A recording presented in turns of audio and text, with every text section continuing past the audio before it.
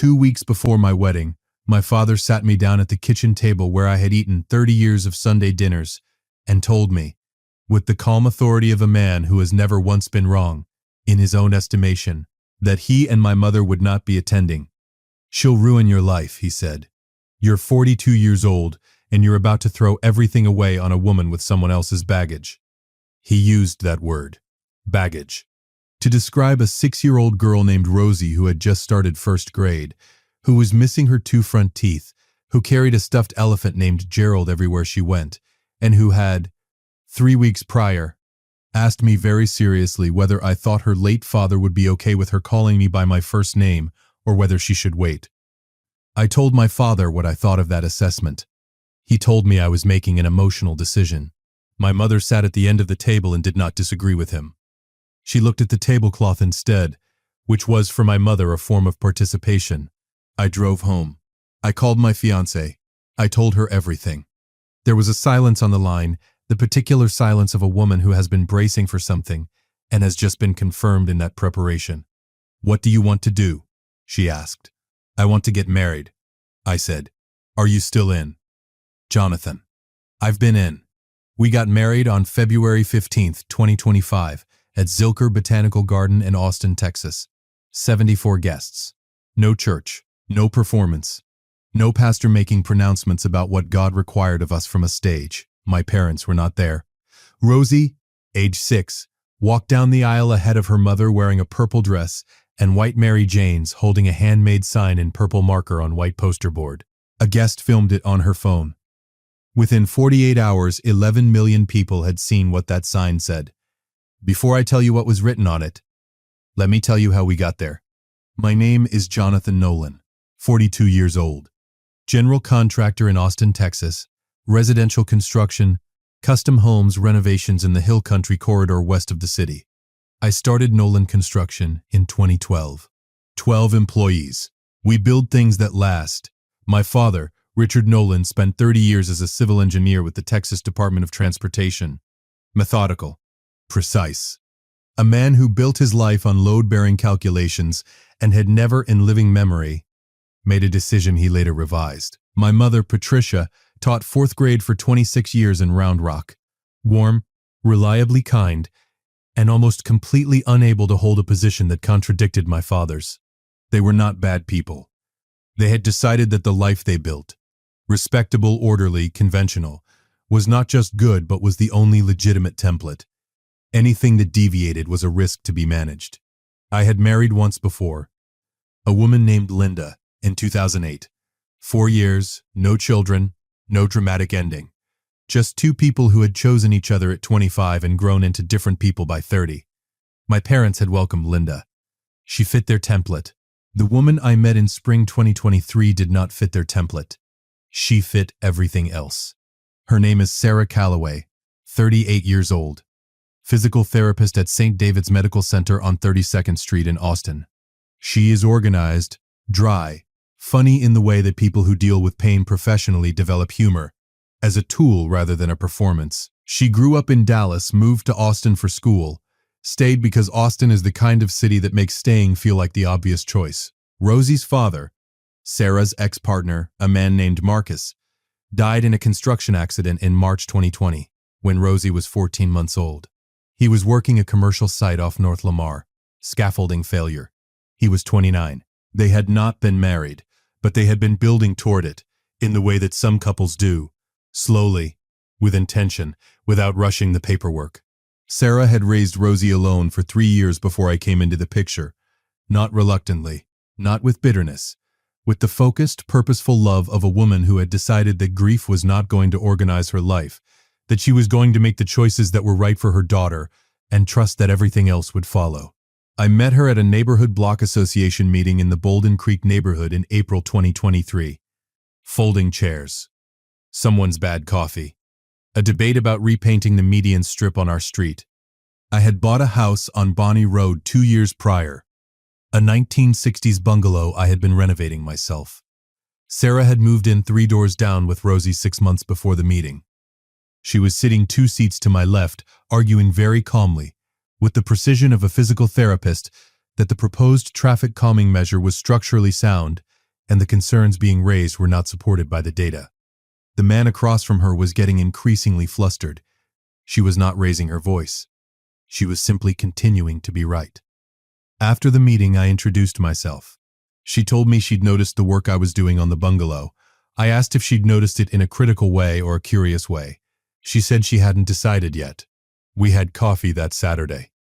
By the end of summer 2023, I was spending most of my free time on Bonnie Road. Not because I planned it that way, because it was where the people I liked were. Sarah, Rosie, Gerald, the elephant. A small ecosystem of warmth that was, without my fully registering it, reshaping what I wanted my life to look like. Rosie was 5 the first summer we spent together. She was the kind of child who asks 3 questions to every one answer you give her and has the attention span of a PhD candidate when the subject interests her. She wanted to know how my tools worked. She wanted to know why I measured things twice. She wanted to know if walls could be moved and if floors could be different colors, and whether the ceiling in her room could have stars on it. I put stars on her ceiling. Glow-in-the-dark adhesive constellations, Orion, the Big Dipper, Cassiopeia, with a paper key taped to the inside of her closet door so she could learn which was which. She told me, very seriously, that this was the best thing anyone had ever done for a ceiling. I brought Sarah and Rosie to my parents' house for Thanksgiving 2023. My father shook Sarah's hand and asked polite questions about her work. My mother bent down and spoke to Rosie with the practiced warmth of a former teacher. The meal was fine. The conversation was fine. Nobody said anything wrong, but I had known my parents for 42 years, and I could read the temperature of a room they were managing. Something was being filed for later.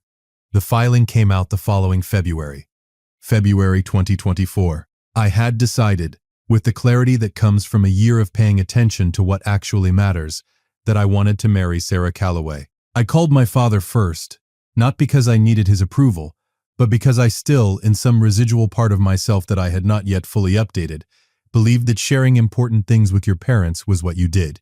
We have some concerns, my father said. Okay, I said. What are they? He took me through them methodically, the way he listed variables in a load calculation. Rosie was not my child. I would be taking on a responsibility that wasn't mine. The child's father had died. Tragic, but it meant there were grief complications, psychological considerations, unpredictable variables in the child's development. Sarah had not been married to Rosie's father. That said something about how she approached commitment. And here it was. What about my own legacy? My own family? I was 42. If I committed to this relationship, I was likely foreclosing on having biological children of my own. I listened to all of it. When he finished, I said, I'm going to ask her to marry me. A pause. Jonathan, I'm asking you to think about this. I have been, I said. For a year. I'm done thinking. I'm ready to decide on a Friday evening in March 2024 in the backyard of the Bonnie Road house. Rosie was in bed. The lights were on in the kitchen. I had a ring, a simple diamond solitaire in a white gold setting, the kind of ring that does not need decoration because the thing itself is enough. Sarah said yes before I finished the sentence. From the house, through the open window, we heard a small voice. Did she say yes? Rosie had been listening from her bedroom window. She said yes. I called up. Yes! A thump on the floor that meant she had jumped off the bed. I did not know it yet, but that small voice through the window was the beginning of everything my parents were going to try to stop. The formal rejection came on February 1st, 2025. 14 days before the wedding. I had driven to my parents' house in Round Rock, a 40-minute drive north of Austin, on I-35 that I had made hundreds of times without thinking. This time I was aware of every mile. My father was at the kitchen table when I arrived. My mother brought coffee and sat at the far end, away from the conversation, which was her way of being present without being responsible for the outcome. I had seen her do this my entire life. She was a kind woman who had spent 40 years in proximity to a man who was very certain about things and had never fully developed the skill of disagreeing with him. My father spoke for about 12 minutes. He laid out his position the way he laid out everything, methodically, without drama, with the implicit confidence of a man who believed that clarity of argument was sufficient justification for any conclusion. He would not be attending the wedding. My mother would not be attending the wedding. They loved me. They wished me no harm, but they could not, in good conscience, support a decision they believed was a mistake. Sarah was a single mother. Rosie was not my child. The complications were significant. The risks were real. And they did not want to stand in a room and smile for photographs at an event they did not believe in. "She'll ruin your life," he said, not with anger, with the calm certainty of a man delivering a structural assessment. "You're throwing away your future on someone else's burden." I sat at the table for a moment after he finished. "Rosie is 6 years old," I said. "She lost her father when she was 14 months old. She calls me by my first name because she asked me very carefully what I was comfortable with and wanted to make sure I was okay before she decided. That is not a burden, that's a child. And the woman raising her is the most decent person I have ever known." My father looked at me with the expression he uses when he believes an argument has been made emotionally rather than logically. "I hope it works out," he said. "I genuinely do. But we won't be there." I stood up. I did not raise my voice. I had learned from a lifetime of watching my father deliver difficult information calmly how to do the same thing. "I know," I said. "I'm sorry you feel that way. I'll see you when you're ready." I drove back to Austin. I called Sarah from the road. "They're not coming." A pause. "Are you okay?" I thought about it. I'm clearer than I was this morning. "That counts," she said. It did. Zilker Botanical Garden sits at the southern edge of Barton Springs Road in Austin, along the north bank of Barton Creek. It is 26 acres of cultivated garden, rose gardens, a Japanese garden, a butterfly trail, great live oaks that have been rooted there for 100 years. It is one of those Austin places that has remained itself despite everything the city has become around it. We chose it because Sarah had taken Rosie there on Saturday mornings since she was a toddler. It was their place before it was ours. That mattered to us, that the location had a history with the people it was for. 74 guests. No elevated platform, no microphone, just chairs in the rose garden, white folding chairs in a curved arc, with the February light coming through the live oaks in the way it does in Austin in winter. Warm and low and gold even on a cool afternoon. Our friend Christine, a photographer and the kind of person who documents things because she believes they matter, sat in the third row. She had her phone out. Not professionally, just personally. She was a guest who happened to have a good eye. That decision would matter. Rosie walked down the aisle first.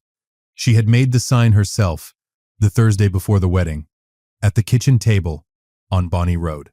Purple marker on white poster board, in the capital letters of a child who has recently learned how to make them carefully. Sarah had been at work. It had been me and Rosie and Gerald the elephant, and she had asked me, with the seriousness she brought to important projects, "Can I make something to carry? For the wedding?" I told her yes. I told her it was her job. I told her she could make it say whatever she thought it should say. She worked on it for 40 minutes. She wouldn't show me the finished product. "It's a surprise," she said, "for everyone." On February 15th, Rosie walked out of the garden's stone entry path in her purple dress. Gerald the elephant tucked under one arm, the poster board sign held flat against her chest with both hands, so nobody could see it until she was ready. She had decided this herself. The strategic reveal. I had not coached her. She walked slowly, the way children walk when they are carrying something they consider important.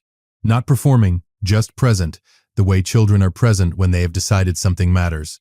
Halfway down the aisle, she stopped. She turned the sign around. It read, "He chose us. That's what dads do." Purple marker, capital letters, a small heart drawn in the lower right corner. The room went completely silent. Then someone in the third row made a sound, not crying exactly, the sound that comes before crying, when the body has understood something before the mind has caught up. Then the person beside them. Then a ripple of it, moving through 74 people like a wave through a still pool. Christine's phone was already up. Rosie looked around at the crying adults with the mild curiosity of a child who is pleased. The surprise landed well, but slightly puzzled by the intensity of the reaction. She turned back around. Kept walking. I didn't know yet that in 48 hours 11 million people would see what she had written. And I didn't know yet what would happen when my father saw it. If you've been listening for a while and want accounts like this to keep coming, it really helps if you hit that like button and subscribe. 97% of people never do, but it's what keeps this whole thing running. So, thank you. Christine posted the video Saturday night. Not as a statement, not as a campaign. As the thing it was, a moment at a wedding that had moved her, shared to her personal Instagram with a caption that said, "This little girl walked down the aisle today, and I've been crying for 4 hours. Congratulations, Jonathan and Sarah." She tagged me. She tagged Sarah. She did not tag my parents, who were not on her Instagram, who did not know Christine, who were at home in Round Rock on a Saturday evening that had nothing to do with any of this. By Sunday morning, the video had been shared 40,000 times. By Sunday evening, it was past 1 million.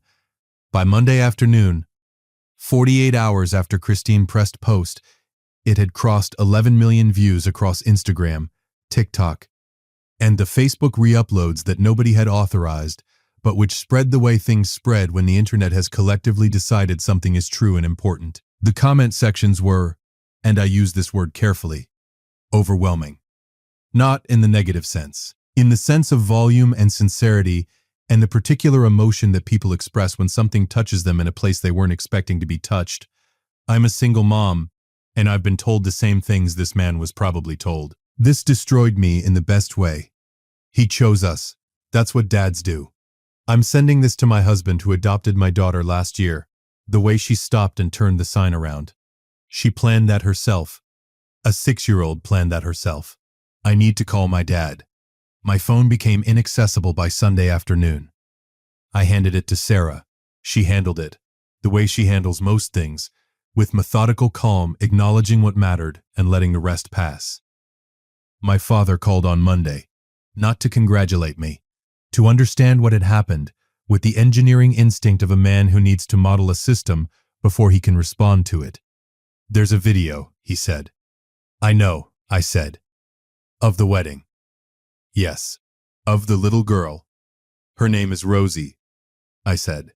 "She's been Rosie this whole time, Dad." A longer pause. "What does it say?" he said. "The sign. You can watch the video," I said. "It's not hard to find." He watched it. I know this because my mother called me 40 minutes later, and she was crying, not the managed, controlled version of emotion my family typically permitted in conversation. Actually, crying. "Jonathan." Her voice was different, the teacher voice she'd spent 26 years using. Warm, patient, calibrated, had dropped away into something more fundamental underneath it. "I should have been there." "Yes," I said, "you should have." "Your father?" "Mom, I'm not asking you to manage him. I'm just telling you the truth. You should have been there. And Rosie deserved to have the family she was walking toward be present for it. All of it." A silence.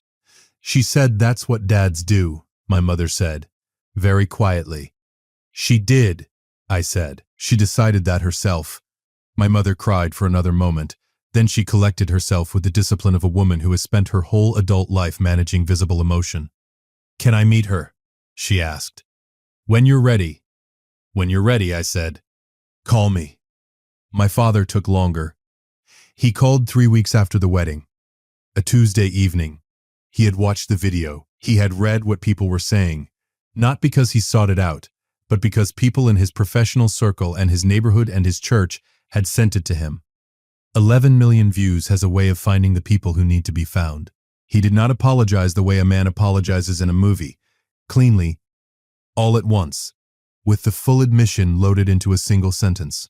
He apologized the way a man apologizes when he has been built a certain way for 67 years and is being asked to revise a foundational assumption. He said, "I was wrong about Sarah. I don't know her well enough to have said what I said." "No," I agreed. "You didn't? And the girl?" He paused. "Rosie?" "Yes. I'd like to meet her." A pause. "If that's something that could happen." I told him I'd talk to Sarah. He said he understood. I told Sarah that evening. She was quiet for a moment, the kind of quiet that contains significant processing. "What do you want to do?" I asked. I want to let Rosie decide, she said. So we asked Rosie. We sat with her at the kitchen table, her homework spread out, Gerald the elephant on the chair beside her, and told her simply that Jonathan's mom and dad would like to meet her if she wanted to, but only if she wanted to. And there was no wrong answer. She thought about it for the full minute of seriousness she brings to important questions. Did they see my sign? Yes, I said. Did they like it? I think it made them think about some things.